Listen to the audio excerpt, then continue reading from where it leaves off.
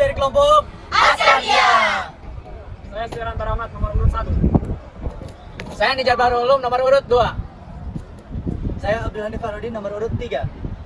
Saya Verisa Putri nomor urut 4. Saya Ida Surahyudi nomor urut 5.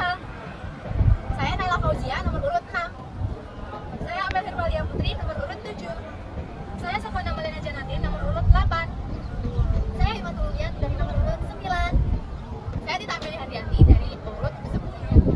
Saya Aurel Aulia dari Salsabila dengan urut 11. Saya Putri Iwana nomor urut 12. Saya Kamila Reski nomor urut 13. Saya Jarintan Yayu nomor urut 14. Saya Nada Haida nomor urut 15. Saya Faiza Setia nomor urut 16. Askardia. Siap. Askardia. Siap. Kelompok Askardia. Creative for Kreatif Kreatif Simanis. Kelompok Askardia.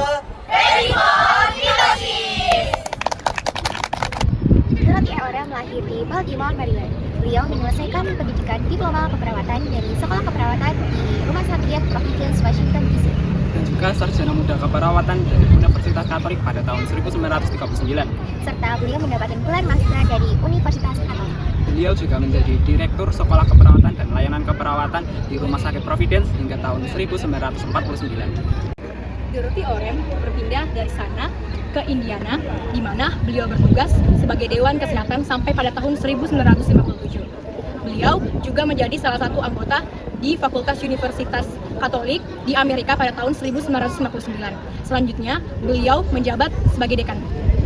Ketertarikan Dorothy Orem pada teori keperawatan ketika beliau ditugaskan untuk mengembangkan teori keperawatan praktis di Washington DC. Setelah beliau mengemukakan dan mengembangkan penerbitan buku pertamanya pada tahun 1971, beliau mendapatkan berbagai gelar dari mulai doktor dan penghargaan lainnya yang dikenal karena nilai self-care teorinya. Dan yang paling terkenal, beliau di Amerika dengan mengembangkan nilai self-care deficit nursing theory.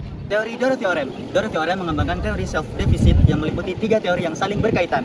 Yang pertama, teori self-care. Yang kedua, teori self-care deficit. Dan yang ketiga, teori nursing system. Ketiga teori tersebut dihubungkan oleh 6 konsep sentral, yaitu pertama, self-care, kedua, self-care agency, ketiga, kebutuhan self-care terapeutik. Keempat, ada self-care deficit, yang kelima, ada nursing system, dan yang terakhir, ada nursing agency. Serta salah satu konsep Peliver, yaitu basic conditional factor atau kondisi faktor dasar. 1. Teori self-care. Self-care merupakan performance atau praktik kegiatan individu untuk berpartisipasi dan membentuk perilaku mereka dalam memelihara kehidupan, kesehatan, dan juga kesejahteraan. 2. Self-care agency. Self-care agency merupakan kemampuan manusia atau kekuatan seseorang untuk melakukan self-care. Self-care agency dipengaruhi oleh basic conditioning factor seperti umur, jenis kelamin, status perkembangan, status kesehatan, orientasi sosial budaya, dan lain-lain. Jadi, pada kesimpulannya, self-care agency bertujuan untuk pertama, mengevaluasi coping dalam mengatasi masalah, kedua, membantu mengenali kebutuhan, ketiga, mengevaluasi sumber daya pribadi dan lingkungan, serta menentukan dan melakukan tindakan perawatan diri. Self-care atau tindakan perawatan diri sangat penting karena dapat pertama, membantu tubuh dalam mengolah stres, menurunkan resiko penyakit, meningkatkan kesehatan emosional, fisik maupun spiritual, dan masih banyak lagi. Orem mengidentifikasikan 3 kategori self-care design. A. Universal. B. Developmental. C. Perubahan kesehatan atau health deviation. Yang ketiga, ada teori self-care deficit yang dikemukakan oleh Dorothy Orem. Teori ini dijelaskan mengenai hubungan antar perawatan diri dan juga persyaratan terapeutik yang dilakukan oleh pasien itu tidak seimbang. Nah, kondisi ini biasanya terjadi karena kebutuhan pasien itu tidak tercukupi. Nursing system didesain oleh perawat, didasarkan pada kebutuhan self-care dan kemampuan pasien saat melakukan self-care. Jika ada self-care deficit, self-care agensi, dan kebutuhan self-care terapeutik, maka keperawatan akan diberikan.